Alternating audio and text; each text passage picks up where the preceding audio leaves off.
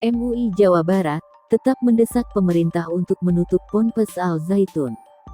Seluruh guru dan karyawan Al Zaitun diduga telah dicuci otak oleh ajaran sesat Panji Gumilang. Jadi sampai hari ini kami tetap masih merekomendasikan langkah terakhir nanti adalah penutupan atau pembekuan Al Zaitun itu. Nah, kenapa kami menyampaikan rekomendasi pentingnya dibubarkan?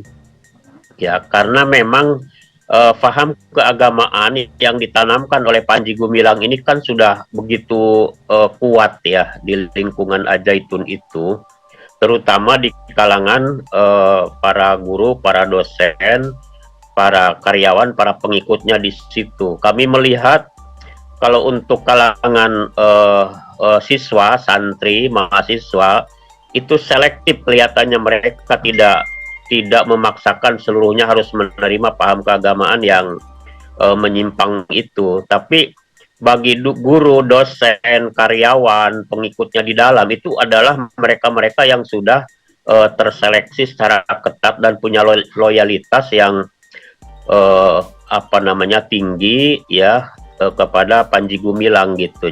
MUI Jawa Barat itu mendesak untuk segera diprioritaskan. Pertama itu adalah penanganan Panji Gumilangnya, karena Panji Gumilang adalah tokoh utama ya, de facto di Al Zaitun itu gitu.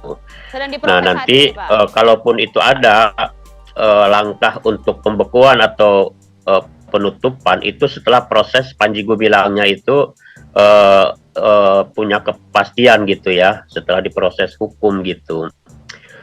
Tetapi seperti yang disampaikan Pak Gubernur tadi, tetap langkah itu disertai kebijakan, karena betul kita harus memperhatikan nasib 5.000 lebih siswa, mahasiswa, kemudian guru, dosen, karyawan dan lain sebagainya di situ gitu.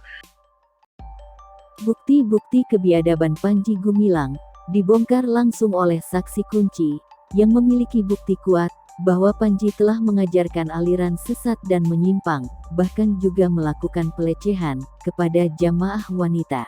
Saya sebagai orang dalam atau ex NII atau KW9. Saya sebagai saksinya, saya sebagai korbannya. Saya masuk itu pada tahun 2000 awal, Januari ya, sampai 2021 awal. Wow. Jadi 21 tahun. Sekarang kalau misalnya Panji mengatakan tahun 62 itu sudah berakhir, ya mungkin sekarang berdalih begitu, karena dia di media berbicaranya gitu. Sekarang kalaupun misalnya dikatakan itu sudah selesai gitu ya, umat-umatnya masih menganggap dia sebagai imamnya. Terus kenapa ada sami'na wa ata'na di sana? Dan semuanya itu harus turut tunduk patuh sama dia. Hal yang remeh-temeh aja diurusin gitu. Bagian yang mana? Dari dulu saya mengalami memang ini orang ngeyel. Ya, dari mulai sholat itu sudah jadi rahasia umum, tidak diwajibkan sholat karena kita ini masih masa Mekah, ya satu itu yang kami alami. Tapi saya sendiri memang sudah janggal dan saya tetap sholat ya. Sepanjang masa-masa itu benar-benar ada keganjilan dalam hati saya. Kenapa sih hanya beberapa menit saja kok dinafikan, kenapa diabaikan gitu ya. Mereka bilang sholat akimuddin. Sholatnya itu adalah dalam bentuk tilawah dan maliyah. Tilawah itu perekrutan, maliyah itu untuk menarik infak. Ya. Kemudian yang kedua mengenai puasa. Puasa ini juga jam imsaknya sempat ada fase sampai pukul 6 pagi. Ya. Sampai jam 6 pagi itu saya juga rancu di sini, tapi selalu disampaikan ayat-ayat ketika saya bertanya kenapa sampai. Ini berlaku untuk semua santri yang ada di Al Zaitun? Bukan santri, ini berbicara tentang orang dalam, orang NII ya. Baru terasa tuh benar-benar tidak bisa saya toleransi lagi sejak waktu Desember itu ya. Sejak mencuat kasus pelecehan, gitu ya, dugaan pelecehan terhadap pegawainya. Yang saya sendiri memang tabayun langsung kepada suami korban dan juga kepada korban. Ya, sebenarnya ini di sana sangat melanggar gitu untuk kontak sama korban dan juga suaminya korban. Tapi karena saya merasakan keganjilan-keganjilan yang sudah berlangsung lama, saya langgar.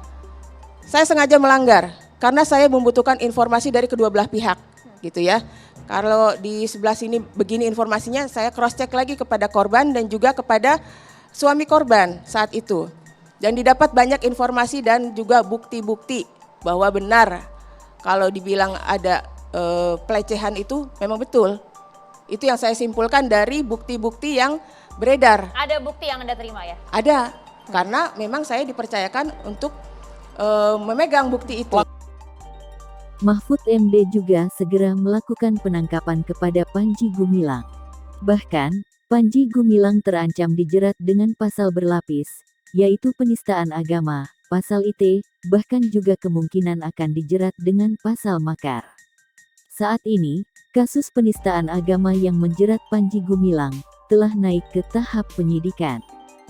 Sederet pernyataan sesat Panji Gumilang yang telah terbukti ada tindak pidana.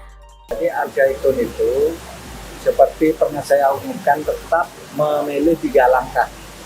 Langkah pertama, dakwaan kepada perseorangan yang telah melakukan tindak pidana dengan sekian banyak laporan dan sekarang sudah mulai masuk ke penyidikan, sudah gelar perkara, sudah diumumkan penyidikan, tinggal beberapa waktu ke depan penersangkaan. Sesudah penersangkaan kan pendakwaan di pengadilan kalau sudah pendakwaan. Sudah pendakwaan, penuntutan. Sudah penuntutan ya vonis.